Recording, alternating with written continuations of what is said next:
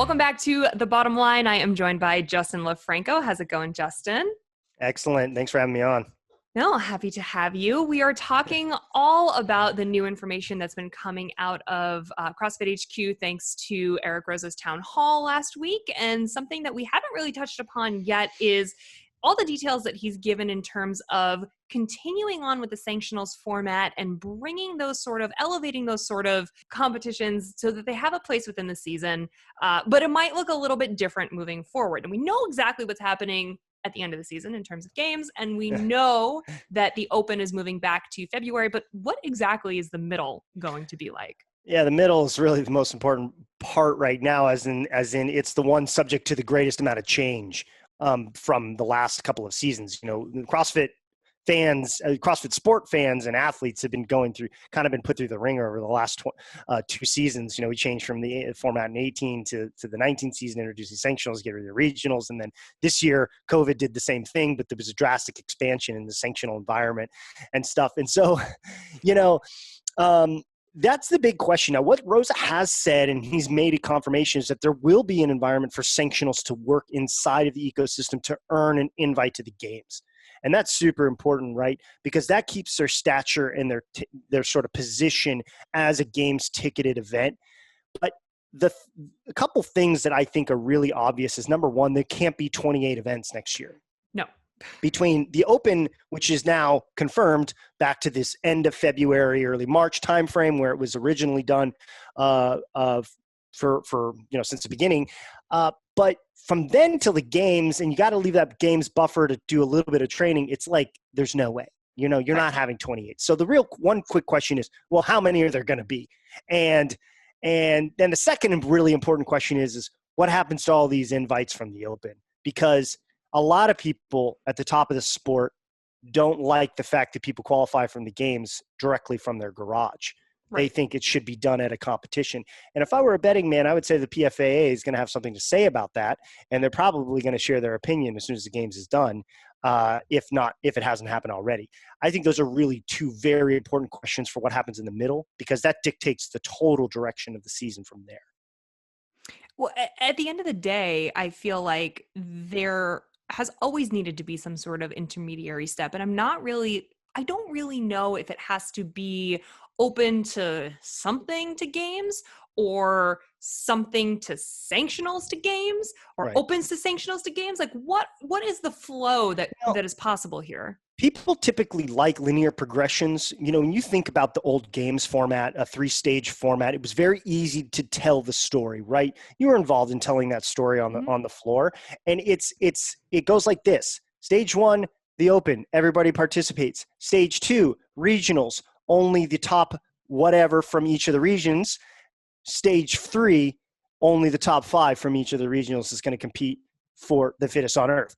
Wow, that is so easy to understand. And what we lost a compelling story that allowed you to tell the progression of a season.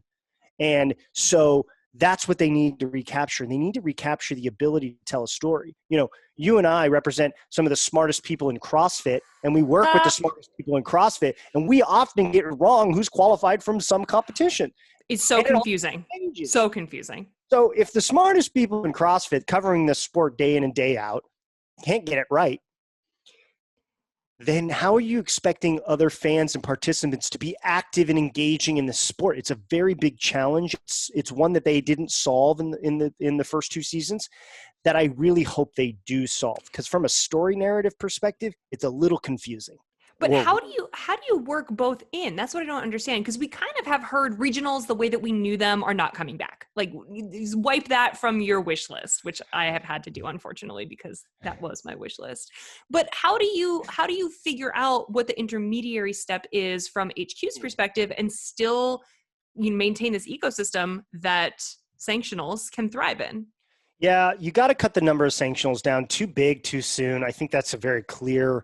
You'd have to have one every weekend in another country practically in order to keep this thing going, and that's just crazy. And I'm personally hoping that doesn't happen because I would like to sleep in spring and not travel. So what I think makes my personal opinion, and having really not spent a lot of time thinking about it, Open it gets you some kind of qualification opportunity into, or automatic berth into sanctionals, and basically gives you what's the equivalent of a pro card essentially, and you are going to now be bona fide if you're placed in these areas. And then I think there should be stages, because these sanctionals use these qualifiers to qualify not only for the big time elite divisions, but also their RX and below divisions or their age group divisions.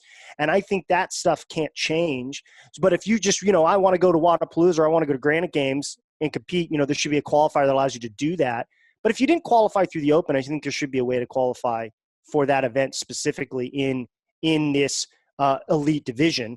If you did something like that, you'd need to grant more qualifying spots at these events, sort of like where regionals is, because you can't have 14 events and only 14 men and 14 women going to the games. That's not as good. You need 3 or 4 spots from each one. 3 would be kind of cool, because then you're looking at these dynamics. And really, you were in Norway, right? I was in Norway. We were in Norway together. Yep. We were in Norway together. What was this great moment between Sanna van Alainen and Jacqueline Dahlstrom? This was a regionals moment where it's like, who's going to qualify? And this is the first sanction I've been to, literally first sanction. I've been to a lot of sanction events where it was actually dramatic. And you're like, whoa, like, I don't know. And this is super cool. But if you have 3 spots, it's going to create a bigger drive and a lot more competition coming into that 1, 2, and 3 earned positions. I think that brings that drama back. I think that makes it really cool from a TV perspective or a broadcast perspective. That stuff would be awesome. And it adds significant value and incentive to go to sanctioned events to compete. It does that by virtue of the fact that people got to go to get to the games. Matt Frazier's going to have to go to a sanctioned event. He has to go if he wants to go back to the games. The same thing with everybody else that we love to watch and to see compete and crush. Right. And I think that would be I think that ecosystem makes a lot of sense. It's not super confusing, and start there as a starting place and then build from there and iterate off that. The only issue I could see, and I don't personally have an issue, but this is a little bit devil's advocate, because the only issue I could see is that the part of being a sanctional was that you could kind of do whatever you wanted. Like you got the okay from CrossFit, but like they did not say this athlete or that athlete gets to go to your event or has to go to your event, or you have to program it this way, or it has to be 3 days or 5 days or whatever. Like sanctional directors part of buying into the system is that they have the option of making this event their own. So I could just see a little bit of pushback if it's like the Open qualifies you with this pro card to X many sanctionals, however many, not as many, whatever the system is. Now you're going to have sanctional directors being like, well, HQ is telling me what to do with my event. And I don't know if that is or is not going to be an issue. I think there's a give and take. There's a give and take. This is literally. I was just absolutely spitballing and speculating my own like thoughts here for the first time, and I haven't really sat down. I'm sure there's a lot of issues with the plan, but the point I'm trying to underscore is that it's easy to tell the story, and it adds value to the sanctionals. Immense, significant financial value to the sanctionals. And you got to figure out, well, how are you going to know which one, who's going to which one, and this and that. There's got to be a way to kind of orchestrate this and make it make sense. I know there's some issues there. There's a lot of issues with this whole direction.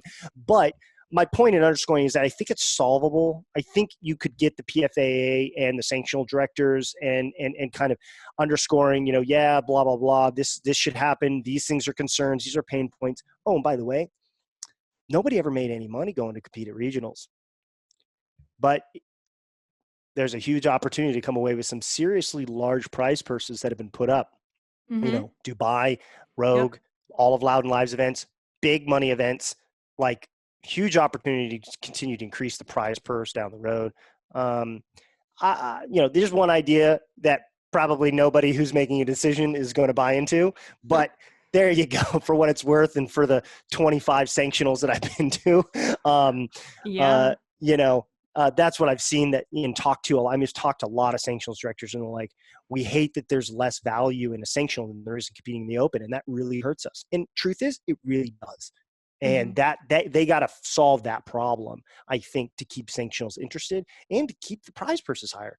Hey, the more money that's coming in, they want $50,000 because they know they're going to get a big name athlete to come down and throw down. And then people are going to love it. And it's great for the whole sport. So I'm I so think that's a big curious to see like which sanctionals not like survive, but like which end up carrying yeah. over, and which ones carry over, but they have to move. Like Dubai Right. can't be in December anymore and be a qualifier. It doesn't make any sense. So Right, like, right. And you do don't they necessarily want move? Dubai in the late spring.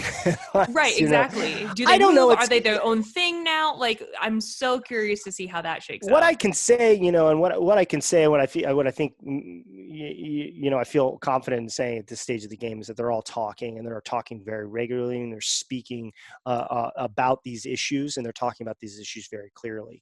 The calendar is a situation that they're realizing. I think based on the conversations I've had with directors, they know it's not going to be 28, that they don't think that system can work and that it's sustainable.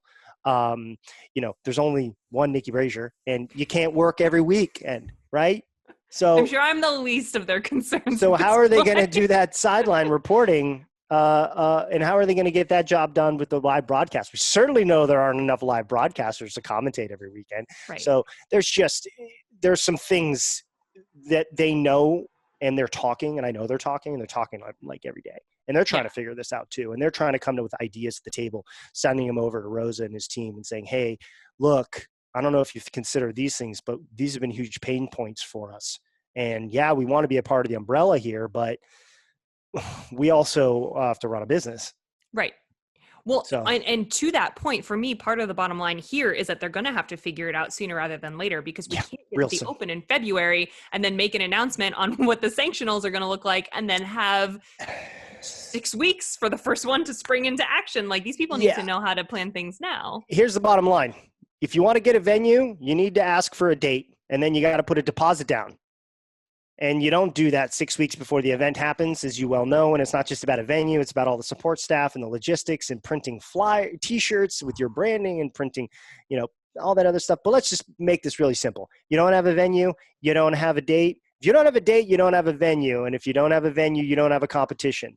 So it takes a little bit longer than a couple of months to secure one of those. Now, granted, it is COVID, so maybe there's a little bit more availability that's out there right now, but still, those things are super important. You don't have anything without those.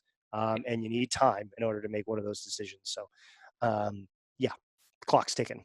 A lot of speculation, but Yeah. obviously, I mean, we're going to have to hear things sooner rather than later if we're going to make it work in the next season. Hopefully by the end of the CrossFit Games, there's some kind of Yeah, an idea on what the next season looks like. So, they got another 6 weeks or so to exactly. come to the table and figure it out. Exactly. Well, Jess, thanks for being on with us Anytime. again. Yeah, and we will see you guys all next time on The Bottom Line.